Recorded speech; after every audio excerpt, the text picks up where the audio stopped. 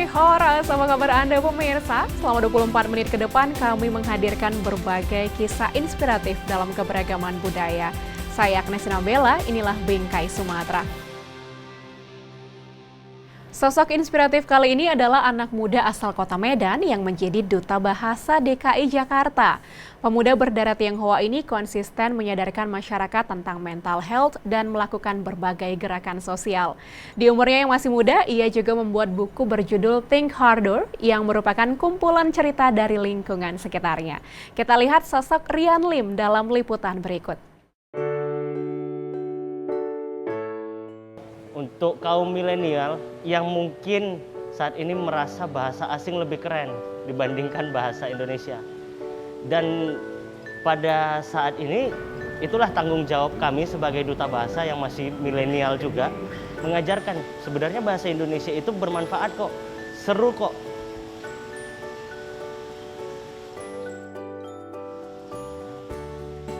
Berprestasi di bidang bahasa dan olahraga, kuliah di jurusan teknik sipil, memiliki hobi fotografi, serta aktif dalam kegiatan sosial serta kesehatan mental.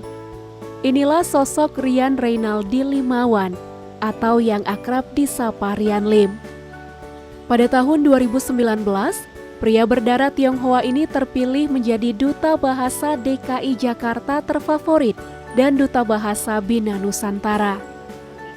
Kecintaannya pada dunia sastra dan bahasa juga diwujudkan lewat puisi sekaligus kampanye berjudul Hidup Tanpa Indonesia. Ia menggandeng teman-teman dan kerabatnya untuk membuat video kreatif yang menunjukkan rasa cinta dan nasionalisme mereka pada Indonesia. Akhir tahun lalu, pria kelahiran Medan 14 Oktober 2000 ini juga merilis buku berjudul Think Harder. Buku ini ia tulis karena keresahannya melihat komentar-komentar buruk yang terjadi di media sosial. 10% dari penjualan buku Think Harder, Rian gunakan untuk membantu orang-orang yang membutuhkan. Nah, disitulah saya mencoba gimana ya supaya teman-teman yang masih muda, masih milenial juga punya pola pikir yang sama gitu. Karena kan buku itu mengajarkan untuk motivasi, berkembang menjadi lebih baik. Terus salah satu dalam proses berkembang itu yaitu bagaimana cara kita menjaga kesehatan mental dari teman kita. Bagaimana tidak menyinggung menggunakan perkataan. Prestasi di dunia olahraga juga telah Rian torehkan sejak duduk di bangku sekolah. Ia pernah meraih medali emas dan perunggu dalam ajang karate internasional di Malaysia tahun 2016.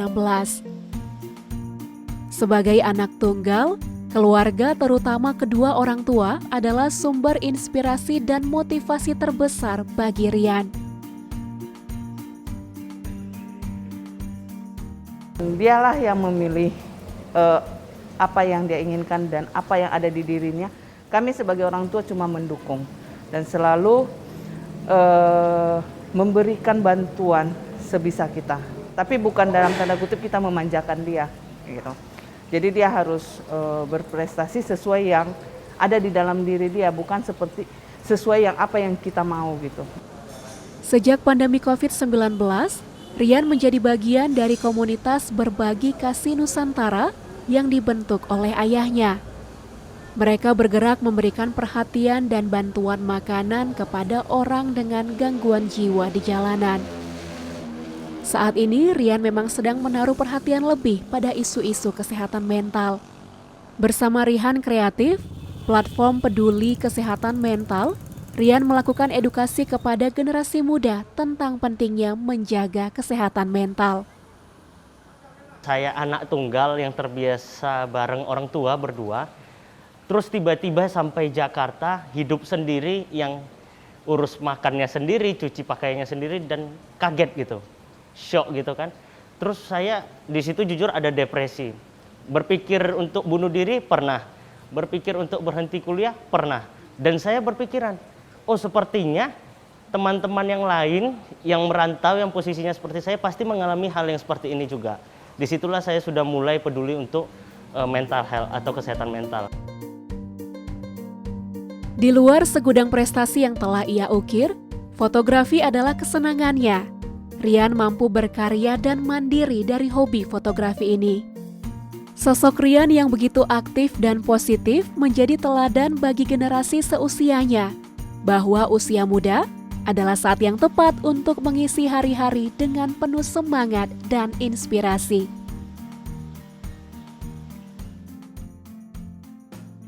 Komunitas Beauty Beyond Size menjadi wadah bagi perempuan-perempuan plus size untuk berbagi pengalaman, saling mendukung, dan mengaktualisasikan diri. Segala kegiatan yang komunitas ini lakukan bertujuan untuk merangkul perempuan agar dapat menerima segala kekurangan diri, sehingga mereka dapat mencintai dan merawat diri. Berikut liputan selengkapnya khusus untuk Anda. Kalau kita nggak menyadari kekurangan, kita nggak menerima, kita nggak make peace with that, kita akan mengasuh insecurity terus gitu. Dan kalau misalnya itu terjadi terus-menerus, kita jadinya stuck di situ aja kan. Kayak nggak kepikiran mau go beyond, nggak kepikiran untuk, yuklah kita mengisi bejana diri kita deh dengan kegiatan-kegiatan positif, atau mungkin learn new things, atau mungkin meet new people gitu kan. Ekspektasi maupun standar tubuh ideal yang dituntut oleh lingkungan sosial kerap membuat perempuan menjadi rendah diri. Standar kecantikan dibatasi oleh ukuran tubuh tertentu. Padahal setiap perempuan berbeda, unik, dan cantik menurut versinya masing-masing. Melihat permasalahan ini, Beauty Beyond Size hadir untuk menanamkan body positivity dan menjadi wadah pendukung bagi perempuan-perempuan dengan ukuran tubuh besar di Sumatera Utara. Bertajuk Embrace Your Flaws, komunitas ini melakukan berbagai kegiatan positif seperti olahraga bersama, kelas kecantikan, diskusi bersama sosok-sosok perempuan inspiratif dari berbagai kalangan, dan pemotretan kampanye body positivity. Mereka juga pernah diundang secara khusus dalam peragaan busana Anne Avanti dengan tema Cantik Itu Tidak Harus Kurus di Medan tahun 2019.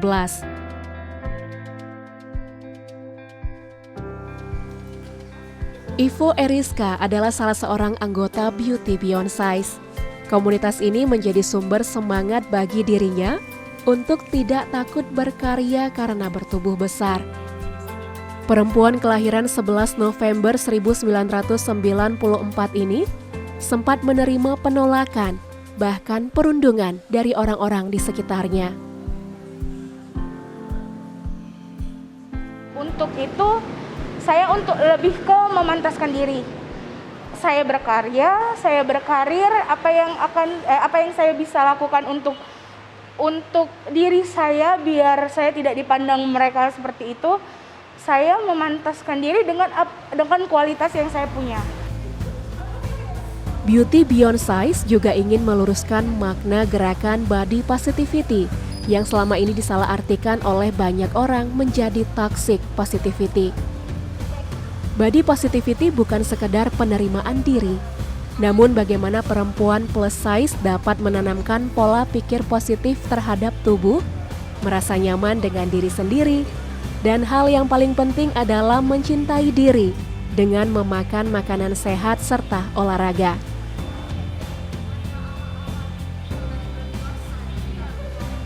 Saya bukan mengajak perempuan-perempuan besar untuk kayak bablas gitu, kayak ya udah makan aja gitu, self love, right? Nggak itu. Tapi lebih ke embrace your body, embrace yourself gitu loh. Nah, kita juga mau sehat toh, ya olahraga gitu. Tapi mindset olahraganya bukan kayak, oh gue mau olahraga ini supaya seminggu turun 10 kilo. Jadi kalau nggak turun 10 kilo dalam seminggu atau sebulan, udah nggak olahraga lagi. Nah udah, nggak itu. Ya when you have time ya olahraga, memang untuk keluar keringat, memang untuk sehat gitu. Jadi kayak I think mindsetnya sih yang harus diubah ya. Perubahan positif ini juga yang dialami oleh Devi Depp, anggota komunitas Beauty Beyond Size yang telah bergabung sejak 2 tahun lalu.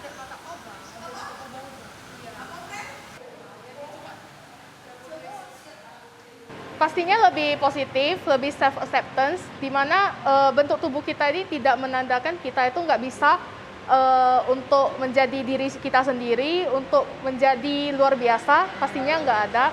Dan di komunitas ini kita juga saling mensupport, saling positif, jadinya lebih self acceptance saja gitu sih. So when people now bilang kayak, lu gendut banget, gue memang gendut gitu loh. Ya, gue sadar gitu. You don't have to tell me, I know that gitu. Jadi jangan biarkan cici cuit atau kayak apa ya ejekan orang itu menyerang kedamaian diri kita gitu. Kehadiran sebuah komunitas seperti Beauty Beyond Size begitu bermakna bagi perempuan plus size untuk saling mendukung, berproses, dan mengaktualisasikan diri.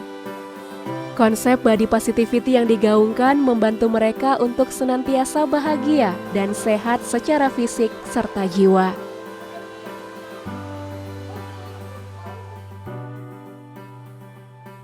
Sebagai spesies yang dilindungi, penyu sering diburu dan dimanfaatkan untuk kepentingan pribadi oleh orang yang tidak bertanggung jawab. Akibatnya populasi penyu semakin berkurang. Di Kecamatan Panga, Aceh Jaya, relawan kelompok konservasi penyu Arun Mebanja melindungi penyu seperti memantau pendaratan penyu saat bertelur, merelokasi telur, melepaskan tuki atau bayi penyu, hingga mengedukasi masyarakat tentang penyu. Berikut liputan selengkapnya. Luas kawasan laut Aceh mencapai 295.000 km persegi. 2.666 km garis pantainya dihuni penyu lekang, penyu hijau, penyu sisik, dan penyu belimbing. Seperti di Kecamatan Panga, Aceh Jaya misalnya, pantai ini dihuni dua jenis penyu, yakni penyu lekang dan penyu belimbing. Penyu yang cukup langka populasinya. Dahulu, masyarakat di Kecamatan Panga ini mengambil sebagian kecil telur penyu dan sisanya dikonservasi. Kini, pemerintah sudah melindungi semua jenis penyu dan mengeluarkan Peraturan Nomor 7 Tahun 1999 tentang pengawetan jenis tumbuhan dan satwa. Lanjut dengan Undang-Undang Nomor 5 Tahun 1990 tentang konservasi sumber daya alam hayati. Sejalan dengan peraturan pemerintah untuk melindungi penyu, Murniadi atau akrab disapa Dedi ini mendedikasikan dirinya untuk melestarikan penyu dari ancaman orang-orang yang tidak bertanggung jawab. Ia dan masyarakat lokal membentuk sebuah tim penyelamatan penyu di Panga. Para pahlawan konservasi ini menamai diri sebagai kelompok konservasi penyu Arun Mebanja. Dalam bahasa lokal, artinya cemara berbanjar. Arun Mebanja sudah berdiri sejak tahun 2012 dan beranggotakan sekitar 20 orang tim relawan.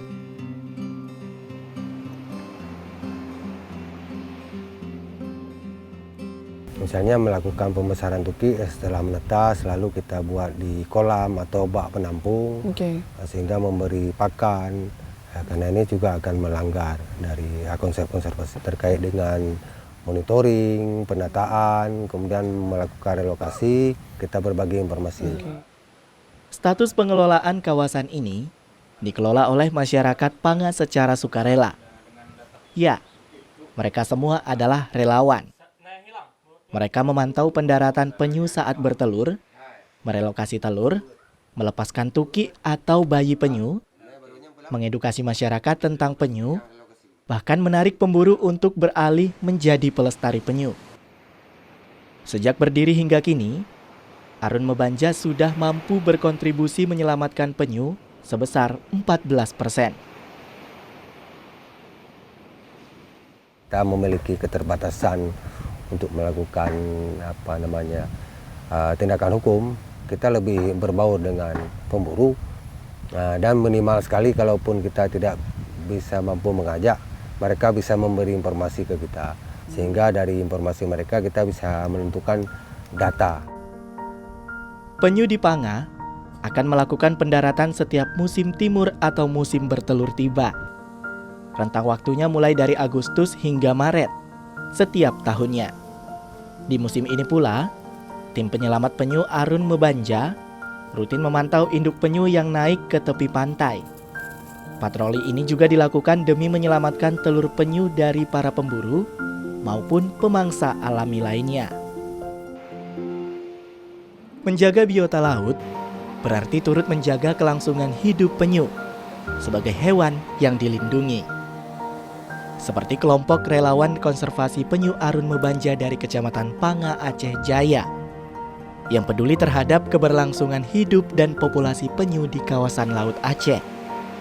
Kita juga bisa melakukan hal yang sama, melindungi dan menjaga hewan dari ancaman, sehingga keseimbangan alam bisa terjaga dengan baik. SD Swasta Islam Terpadu Siti Hajar Medan giat mengembangkan inovasi siswa di bidang pelestarian alam dan lingkungan, seperti membuat ekoenzim, shopping bag dari baju bekas, alat musik dari barang bekas, dan lain sebagainya. Kegiatan ini semakin gencar dilakukan sejak mereka menerima penghargaan Adiwiyata Nasional dari Menteri Pendidikan dan Kebudayaan, serta Menteri Lingkungan Hidup pada tahun 2019. Berikut liputannya dalam segmen Sekitar Kita.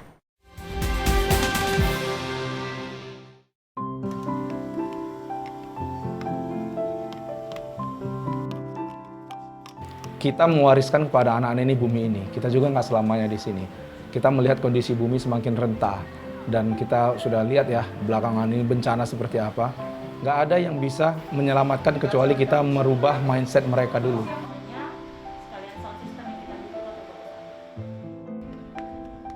SD Swasta Islam Terpadu Siti Hajar Medan merupakan salah satu sekolah yang begitu peduli akan pelestarian lingkungan dan alam. Sekolah yang berada di Kecamatan Medan Tuntungan, Kota Medan ini begitu gencar mengembangkan inovasi siswa di bidang pelestarian alam dan lingkungan sejak mereka menerima penghargaan Adiwiyata Nasional dari Menteri Pendidikan dan Kebudayaan serta Menteri Lingkungan Hidup pada tahun 2019. Karena sekolah kita juga berlatarkan agama ya, kita sekolah SDIT, jadi kita memahami betul bahwa sebagai manusia kita sudah tercipta sebagai khalifah di muka bumi ini, dan khalifah itu harus memelihara bumi. Dengan kondisi sekarang banyaknya manusia yang tidak mengambil peran ikut menyelamatkan dan melestarikan bumi, maka kita sebagai lembaga formal ingin menanamkan nilai-nilai bahwa kita sudah terlahir sebagai khalifah dan kita harus mengambil peran untuk ikut melestarikan, paling tidak memelihara bumi. Salah satu inovasi siswa di SD ini adalah membuat ekoenzim. Memanfaatkan limbah sampah organik seperti sisa sayur dan buah, siswa-siswi di sini diajarkan bagaimana caranya mengelola dan memanfaatkan limbah tersebut menjadi cairan serbaguna. Seperti yang kita ketahui, bahwa ekoenzim adalah larutan zat organik kompleks dari proses fermentasi sisa organik, gula, dan air. Di sekolah ini, para siswa juga diajarkan untuk membuat arang sehat dari sampah organik. Kedua jenis inovasi ini merupakan pengaplikasian dari pengolahan dan pemanfaatan sampah organik yang biasa digunakan dalam kehidupan sehari-hari.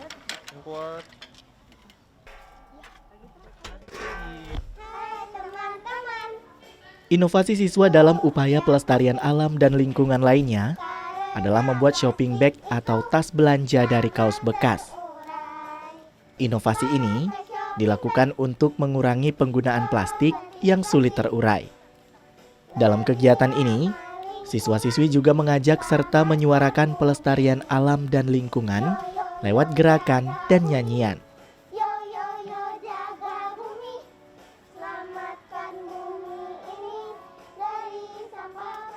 Jadi memang sekolah ini mencoba menerapkan sistem multiple intelligence. Jadi kita tidak menganggap bahwa anak yang IQ-nya atau kognitifnya saja pintar itu yang berpotensi untuk sukses. Kita paham bahwa semua potensi kecerdasan anak itu membawa dia atau menjadi modal buat kesuksesan di hari tua. Jadi anak-anak yang memang punya kecerdasan nari, musik, main bola, kinestetis, bukan hanya matematis saja. Makanya semua program itu saya usahakan semampu yang kita bisa kita akan support, apalagi inovasi seperti ini. Tidak hanya berinovasi dengan memanfaatkan limbah dan sampah, Sekolah ini juga membuat inovasi dari tanaman obat yang ada di sekolah, seperti bunga telang, sirih, dan jeruk nipis. Dari tanaman tersebut, diolah menjadi produk turunan yang sehat, seperti minuman dan agar-agar dari bunga telang, serta cairan pembersih tangan yang terbuat dari bahan sirih dan jeruk nipis.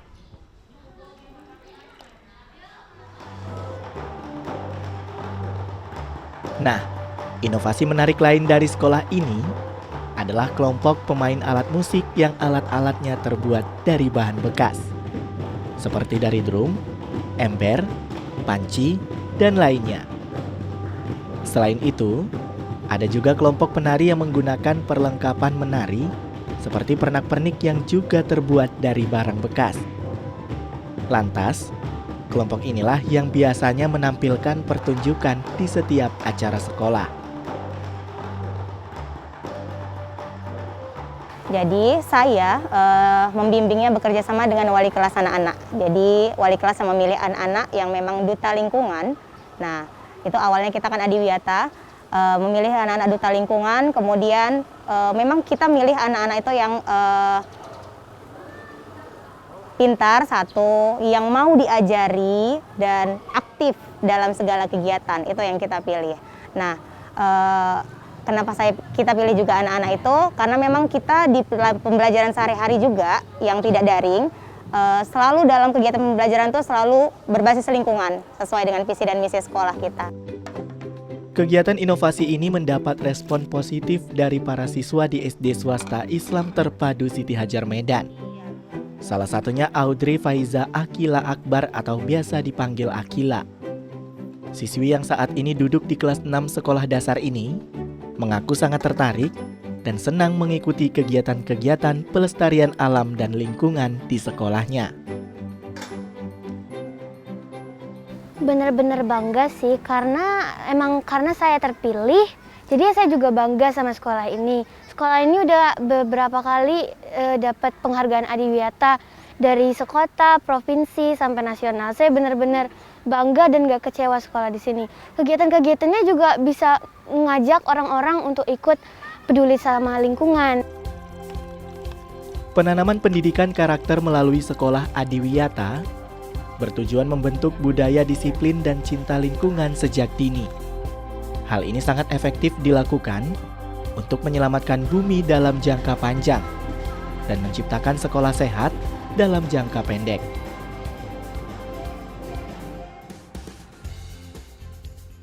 Sekian program Bingkai Sumatera, saya Agnes Sinambela pamit.